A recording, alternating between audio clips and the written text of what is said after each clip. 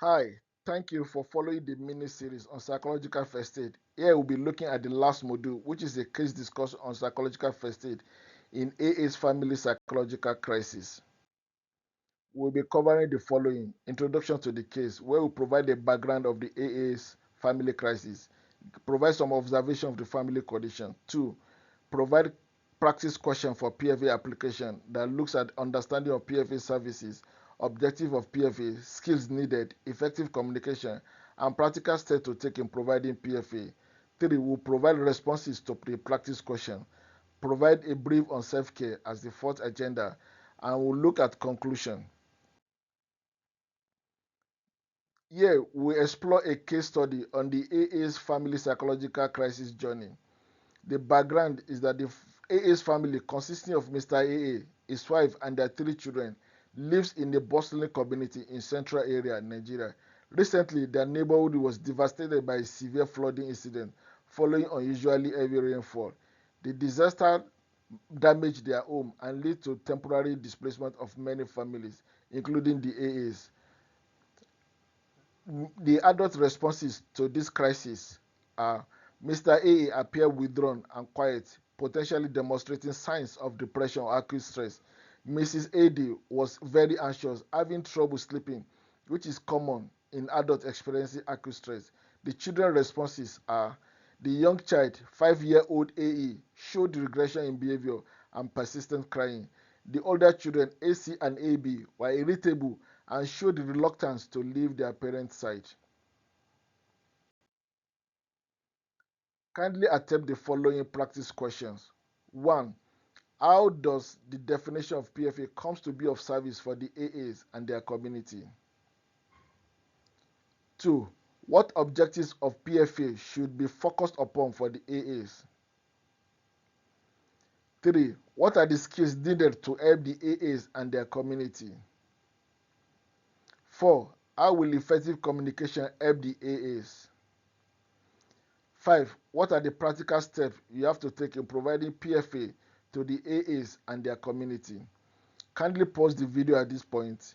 Take your time to provide your responses to these questions. Have you understood the case? Then after you have written down your responses, you can continue with the following video. Response to case practice question. Question 1. How does the definition of PFA come to be of service to the AA? This can be addressed through demonstrating understanding of basic concept of PFA. By definition, PFA is a supportive response to individuals suffering from a critical incident that allows them to cope effectively with the aftermath of facing psychological crisis. Here, the emphasis on the support that the PFA is and bringing coping in the process of providing the support. And this is to individuals, irrespective of their position or their role or wherever we find them, in as much as they have faced a crisis, a psychological crisis in the process. As a first respondent, you are to provide immediate, comforting assistance to the family, ensuring they understood they were not alone and help was available. Question 2. What objective of PFA should be focused upon for the AAs? Meeting the objective of PFA in order to meet the need of the AA is: 1. To stabilize the family situation immediately after the disaster. 2. To prevent further psychological distress. And 3. To initiate the process of recovery. Trained respondents aware of PFA principles should quickly respond using the core skills and effective communication of PFA to assist the AA and others affected in the community. Question 3. What are the skills needed to help the AA and their community? The core skills needed are basically 5: to provide safety, calm, connectedness, increase efficacy, and bring hope or enhance hope. Safety: ensure that the AA family was relocated to a safe shelter temporarily set up in a nearby community center.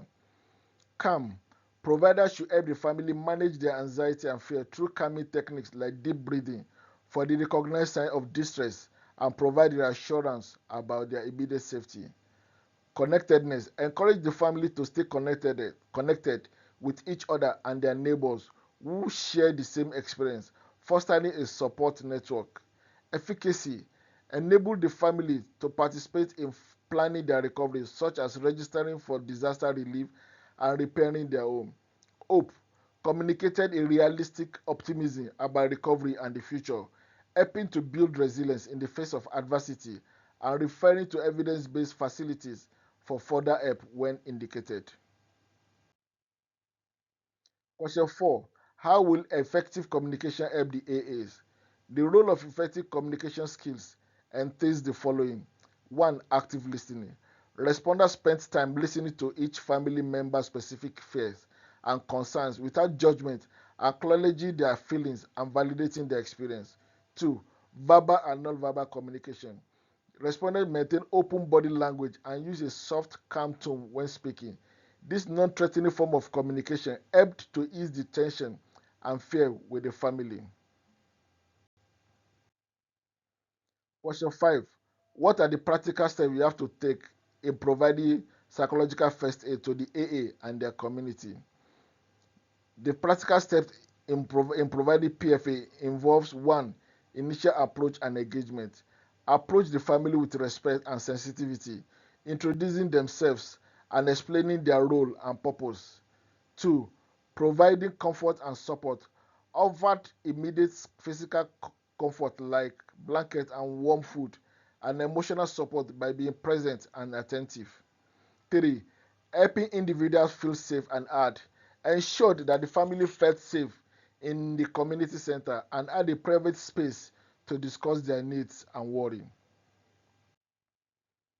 A brief about self-care. As first responders, recognizing the early signs of stress and fatigue is paramount for maintaining our well-being and ensuring we perform our duties effectively. Today, we will delve into understanding stress and fatigue, exploring self-care strategies, and maintaining performance to prevent burnout and promote resilience. Understanding stress and fatigue entails the following. 1.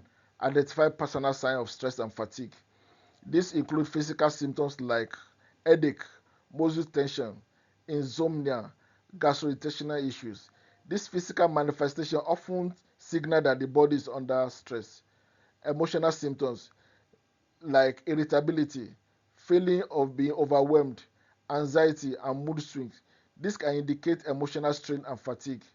Behavioral symptoms like withdrawing from social interaction, changes in eating habits, and increased use of alcohol or drugs can be indicator of stress and fatigue. 2. Learn to recognize early symptoms of stress by monitoring mood changes.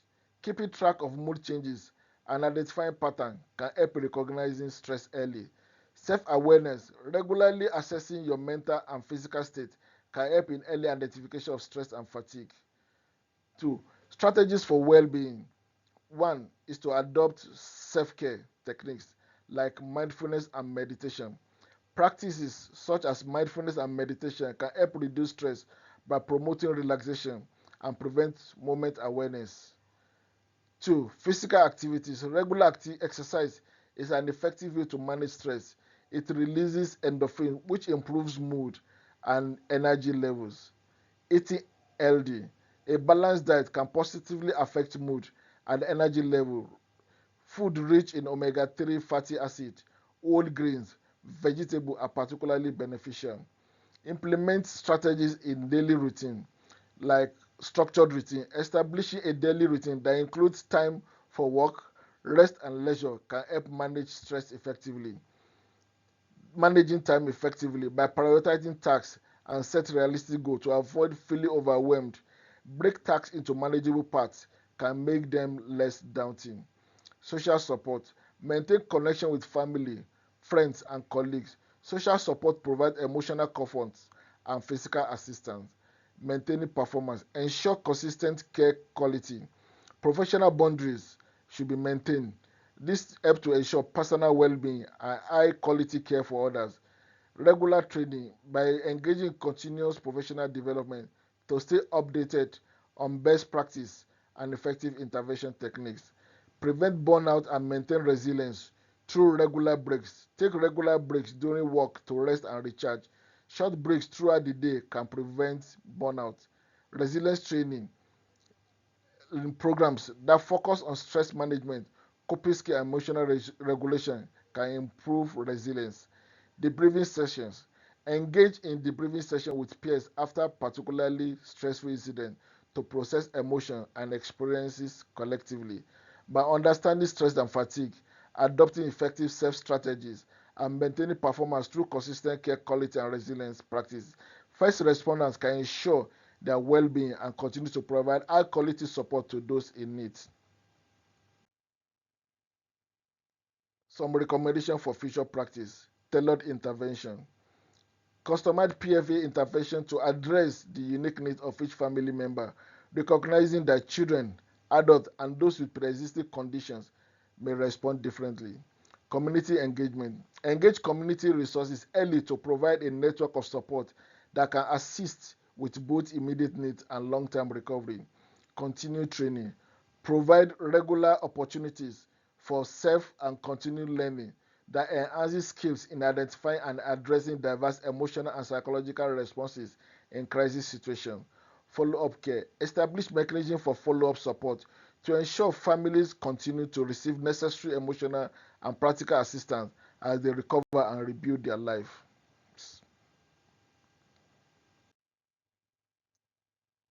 The experience of the AA family vividly illustrates the profound and multifaceted impact that disasters can have on emotional and psychological well-being.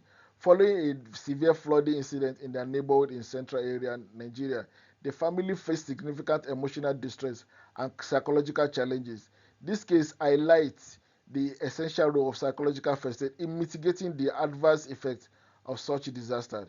Psychological first aid provides immediate support aim, aimed at reducing initial distress and fostering adaptive functioning in the aftermath of a crisis. For the AA family, psychological first aid practitioner addresses both immediate and long-term needs. This includes offering emotional support, ensuring safety, and helping the family navigate through the complexity of crisis recovery. By doing so, PFA practitioners promoted resilience and helped restore a sense of normalcy in their lives. The effectiveness of psychological first aid lies in its compassionate and informed approach. Practitioners are trained to recognize signs of stress and fatigue in themselves and others, which is crucial for maintaining their well-being while performing their duty. This self-awareness helps ensure that they can continue to provide effective support without being overwhelmed by their own emotional responses. Implementing strategies to maintain one's well-being is highly recommended for first responders in mental health crisis. This involves regular self-care practices, seeking supervision and peer support, and ongoing professional development. These practices can help prevent burnout and enhance the quality of care provided to those in crisis. In conclusion, the AA family's experience underscores the importance of a comprehensive and empathic approach to disaster response. By addressing both immediate and long-term needs through PFA, practitioners can help individuals and families recover from crisis, building resilience and facilitating a return to normalcy. Recognizing and managing one's own stress and fatigue is a vital part of these processes, ensuring that the first responders can continue to offer high quality support in the most challenging circumstances.